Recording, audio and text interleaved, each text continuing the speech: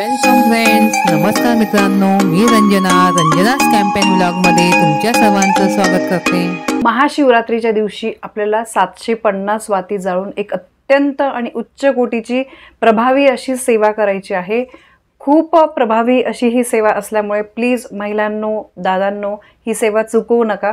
बघा, अशा काही सेवा असतात ना, आपल्याला वर्षातून एकदाच करण्याची संधी मिळते आणि त्यात पण जर आपण कंटाळा केला किंवा विसरून गेलो तर मग आपल्याला त्या सेवेचा लाभ घेता येत नाही आणि आपल्या आयुष्यातले जे दुःख आहे, संकट आहे, ते टाळण्यासाठी आपण मार्ग शोधत असतो। तर त्याच्यासाठीच एक उपाय म्हणून तुम्हाला हा 750 वाती जाळून उपाय करायचा आहे। खूप प्रभावी सेवा आहे। 750 या वाती आपल्याला महाशिवरात्रीच्या दिवशी जाळायच्या आहे। बघा, जसं त्रिपुरारी पौर्णिमेला आपल्याला बघा बाजारामध्ये पण 750 वाती आपल्याला सेपरेट करणं शक्य नाही आहे आजकाल। तर तुम्हाला बाजारामध्ये पण जिथे देवांचं सामान मिळतं तिथे 750 वातींचा असा एक जुडा मिळतो, ठीक आहे। तर तुम्ही तो आणू शकता आणि तो तुम्हाला गाईच्या शुद्ध तुपामध्ये भिजवून ठेवायचा आहे। आता बघा, ही सेवा तुम्ही मंदिरामध्ये सुद्धा करू शकतात किंवा तुम्ही घरी सुद्धा करू शकतात।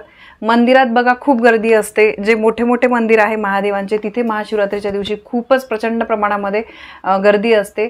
तर तुमच्या इथे जवळपास कुठे छोटं मंदिर असेल, तुम्हाला माहिती की तिथे जास्त गर्दी नसते, तिथे तुम्ही बसून सेवा वगैरे करू शकता, तर तिथे तुम्ही करा। किंवा नाही जमत आहे तर तुम्ही घरी केलं तरी पण चालेल। घरामध्ये केल्यामुळे आपल्या घरातली नकारात्मकता, वास्तुदोष, जे काही घराला वाईट दोष लागलेले आहे की ज्या जाण्यासाठी सुद्धा मदत होते, म्हणून तुम्ही घरामध्ये सुद्धा करू शकता। आणि वेळ बघा, सकाळ, संध्याकाळ, रात्री कधीही तुम्ही करू शकतात। महादेवांची सेवा आपण जितक्या रात्री करू तेवढी ती लागू पडते असं म्हटलं जातं। प्रदोष काळामध्ये केलेलं अधिक उत्तम असतं, त्यामुळे नक्की जमेल तेव्हा करा। सकाळी वेळ नाही मिळाला, तुम्ही संध्याकाळी केली, रात्री केली, अगदी 11-12 वाजेपर्यंत तरी सुद्धा चालेल। पण फक्त एवढी विनंती आहे की तुम्ही ही सेवा करा। खरंच खूप प्रभावी सेवा आहे आणि ही सेवा स्त्री पुरुष कोणीही करू शकतं। मुलं मुली ज्यांच्या मनामध्ये आपल्याला इच्छा आहे ही सेवा करायची तर ते करू शकतात।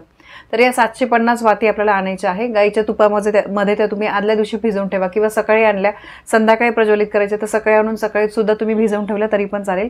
एक मोठी पंती घ्या किंवा तुम्ही एक अशी डिश वगैरे घेतली, तामण वगैरे घेतलं तरी पण चालेल।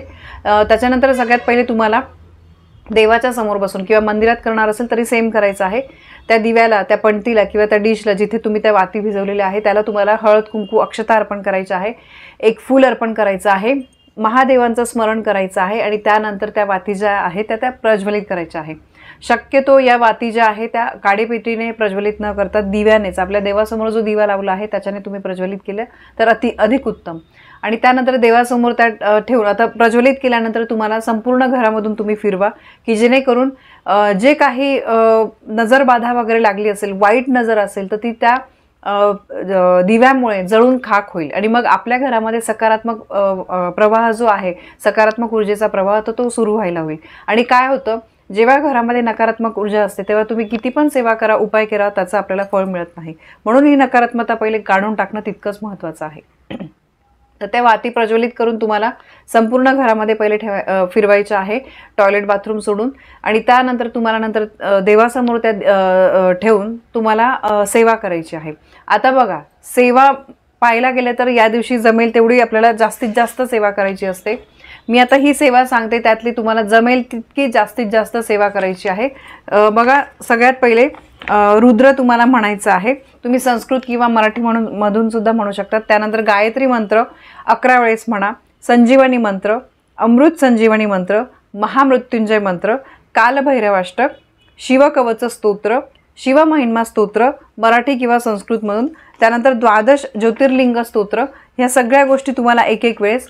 यानंतर रामरक्षा आणि श्रीसूक्त।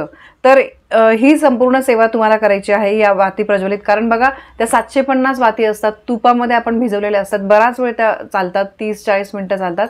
या सगळ्या गोष्टी तुम्हाला नित्यसेवेच्या पुस्तकामध्ये मिळतील किंवा यूट्यूबला जरी तुम्ही एक लावलं आणि एकदा ते म्हणून म्हणजे ऐकून तुम्ही ही हात जोडून बसले, घरातल्या सगळ्यांनी बसा, प्रत्येकाने सेपरेट वाती जाळायची गरज नाही आहे। एकदा वाती प्रज्वलित करून घरातल्या सगळ्यांनी बसलं तरी पण चालेल। या वाती प्रज्वलित होईपर्यंत ही सेवा करायची आहे।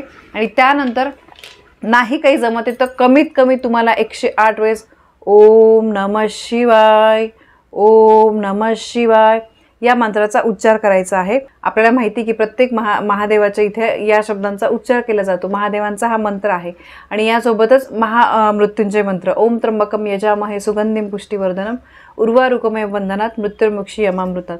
तर या मंत्रांचा तुम्हाला जप करायचा आहे आणि त्या वाती तशाच तेवत ठेवायच्या आहे। आपण ह्या वातीत म्हणजे बघा, त्यानंतर भरपूर त्या जळून झाल्यानंतर जेव्हा ते संपूर्ण काळ्या होतात तर तेव्हा तुम्हाला समजा ती आग जी आहे ती तुम्हाला शांत करायची असेल तर त्याच्यावर तुम्हाला दूध टाकायचं आहे। आपलं जे घरामध्ये दूध असतं शक्यतो गाईचंच दूध टाकायचं आहे। दूध टाकून त्या अग्नीला तुम्हाला शांत करायचं आहे। अशी सेवा आहे। आणि त्यानंतर ही जे पंटीमध्ये उरलेली ही रक्षा वगैरे आहे तर तीही तुम्हाला दुसऱ्या दिवशी निर्माल्यामध्ये किंवा एखाद्या झाडाजवळ तुम्ही टाकू शकता। अगदी सोपी ही सेवा आहे, खूप प्रभावी सेवा आहे। हा दिवस महत्त्वाचा आहे, सेवा अत्यंत प्रभावी आहे, त्यामुळे नक्की करा की जेणेकरून आपल्या आयुष्यातल्या सगळ्या अडचणी संकट संपून जातील, महादेवांचा भरभरून आपल्याला आशीर्वाद मिळेल। तर ही 750 वाती प्रज्वलित करून कशी सेवा करायची ही अत्यंत महत्त्वाची माहिती आवडली असेल तर व्हिडिओला लाईक करा, शेअर करा। आपल्या चॅनलवर नवीन असाल तर सबस्क्राईब नक्की करा। धन्यवाद। श्री स्वामी समर्थ।